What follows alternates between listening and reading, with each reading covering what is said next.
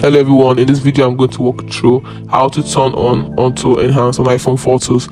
First, tap on settings, then in search bar type camera, tap on camera, this particular one, then go down, make sure this auto HDR is turned on.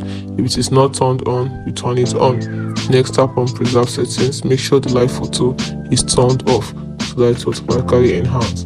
The next thing you do is you go back and then type photos, and once you've done, tap on this particular one, or you simply go down, you see the option of view full HDR, tap on it and then turn it on. Now at the bottom you have a choice to keep originals or not, so it depends on you. So that's it. Now when you take a photo, it's automatically enhanced. Hope you found this video helpful. If you did, like and follow for more. Thanks for watching.